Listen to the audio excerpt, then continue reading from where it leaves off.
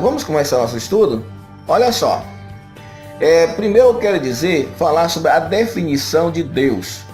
Definição de Deus não, uma definição de Deus. Se alguém perguntasse para falar para você assim, você pode definir a Deus? Não, ninguém pode definir a Deus. Por quê? Definir a Deus quer dizer que você colocou Deus, um Deus ser eterno, e você sendo finito, um ser infinito, sendo que você é finito, um ser todo poderoso e você limitado. Imagine você tentar definir um ser desse. Então ninguém consegue definir Deus.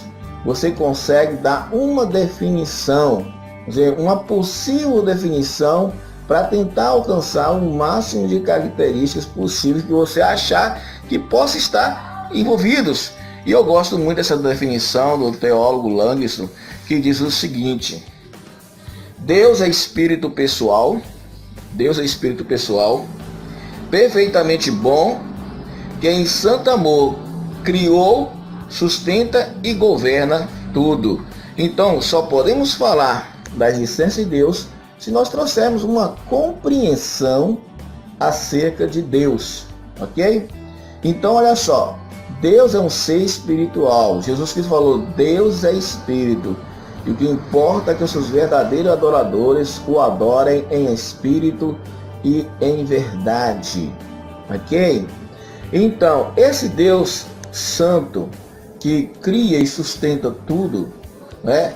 Ele existe, de fato. E quero trazer duas evidências hoje, evidências da existência de Deus.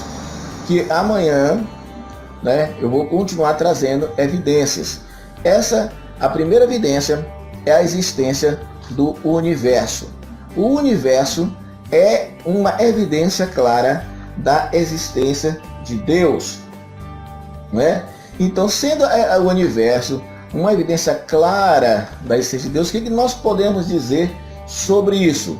Primeiro eu quero dizer que, em relação ao universo, que o universo sendo formado de átomos, e você sabe, quando se fala do Big Bang, por exemplo, que explodiu lá, era um lugar de energia concentrada, eu fico pensar, que tipo de energia é esta? Afinal de contas, se a matéria é formada de energia, e cada matéria tem a sua composição de seus átomos diferenciados, são 92 átomos diferenciados, será que essa energia que estava lá, né, no Big Bang, era só um tipo de energia? Ou como é que poderia coexistir ali energias de átomos diferenciados?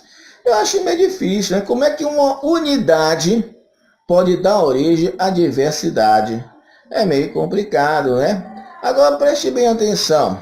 Como é que átomos que não pensam, né, que átomos que são surdos, são mudos, não têm poder de comunicação, consegue se organizar e formar a matéria diversas, formar plantas diferentes, formar seres diferentes? Como é que algo que não é um ser pode construir seres, né? Então, se eles não têm poder de criar, eles não têm poder, e falando de criar, quando eu já falei em relação à questão da palavra criar, lá de Gênesis, que é uma palavra usada exclusivamente para Deus, no Velho Testamento, a palavra bará, criar. Deus pode ter o poder de trazer as coisas à existência do nada. O que não existe passar a existir. Não precisa de matéria nenhuma para poder criar alguma coisa. Deus do nada cria, ok? Voltando ainda às questões do átomo, como é que o átomo conseguiu se organizar de forma simplesmente aleatória, sem usar inteligência, se organizar ao ponto de formar seres formados de matérias diversificadas, como um animal, como qualquer, e chegar até nós, seres humanos inteligentes, um ser inteligente formado por acaso, ao resultado, a revelia de uma evolução que as pessoas até hoje não conseguiram provar, né? Apesar da biologia estar toda organizada, baseada na teoria da evolução, e essa organização ajuda muito a compreender todo o sistema da natureza, entendeu? Mas a evolução em si de Darwin não merece crédito da minha parte e de muita parte de gente aí. E sabe, tem uma outra teoria até melhor, mas em relação à criação, eu ainda fico com a criação. Eu ainda fico com a criação. Então preste bem atenção. Eu posso dizer para vocês que o universo ele é tão grande que precisa de algo muito poderoso, mais poderoso do que ele para poder formá-lo. Isso só Deus. O universo também é complexo, uma complexidade incrível, e só alguém que tem uma inteligência muito maior poderia ter para poder organizá-lo, para poder sistematizá-lo. O universo ele é tratado, ele é analisado matematicamente em muitas coisas, né? Então o que acontece? Como é que algo que é analisado matematicamente, né, e com várias outras ciências, existe ao léu? O universo, para poder funcionar, precisaria de um legislador, alguém que pudesse fazer leis da natureza que viesse a funcionar.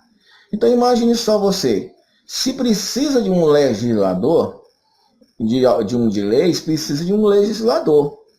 E essas leis é que mantêm a natureza funcionando. Por exemplo, como é que água você derrete, você congela a água e na hora de derreter, voltar ao estado líquido, sempre se repete a mesma coisa, porque existem leis da natureza que dizem que vai acontecer exatamente isso. Agora imagine se não existissem essas leis que mantivessem a estabilidade de todos os fenômenos da natureza. De repente, quando o gelo da água congelasse, e ao derreter não seria mais água, seria suco de limão, por exemplo, poderia ser ácido. Como é que o universo poderia ser analisado e compreendido e existir vida se não houvesse leis que o mantivesse, se não tiver alguém que sustente tais leis? E esse alguém, meu amigo, é Deus. Deus cria, Deus sustenta, Deus organiza, Deus mantém o universo funcionando. O universo não é uma bagunça. O universo é formado de princípios e de leis. E eventos diversos podem acontecer, né, baseados exatamente nesse sistema de funcionamentos de leis. É claro, é evidente que vários acontecimentos podem ser projetados pelo homem. Olha só, ainda mais, vamos continuar. Como é que um universo inteligente, como já falei, complexo, pode surgir se não for através de uma inteligência muito maior? Assim é Deus. Deus existe e o universo é o reflexo da existência de Deus. Continuando a nossa segunda evidência, a última de hoje, né? Nós vamos dizer em relação à história. Em relação à história, nós notamos que se você observar, sempre no meio dos historiadores, toda a civilização antiga fala a respeito ou se levanta questões da existência de um ser superior. Não importa como, se ele compreende que é o Sol, ou que é a Lua, ou que é um animal, ou que é um outro ser, com outro nome qualquer, né? Que ele creia, mas o sentimento, essa fé dentro do ser humano na existência de um Deus, isso facilita, isso indica de que essa crença universal é uma evidência clara em Deus, né? Mas não apenas isso. Como é que seres humanos da atualidade, convivendo com alta tecnologia, como a de hoje, como eu estou usando essa tecnologia aqui, continua ainda crendo na existência de Deus? Porque existem filosofias e existem pensadores com argumentos para poder tirar essa fé de todo mundo e não consegue tirar, meu amigo. Não consegue tirar. Por que isso? porque está dentro do coração do homem. O homem foi feito por Deus. E aqueles que conseguem arrancar isso, lembrando que a religião nunca precisou de provas ou da evidência da existência de Deus. Antes de se falar nisso, a religião já existia. Mas nós fazemos questão de trazer essas evidências e vou trazer outras evidências. E é para isso, meu amigo, que existe a teologia, né? A teologia é uma ciência que traz um sistema organizado, uma ciência que trabalha em cima de uma revelação, né? E explica e traz uma organização do pensamento, assim como muitas vezes a filosofia que traz a sua organização, ok? Até a próxima aula!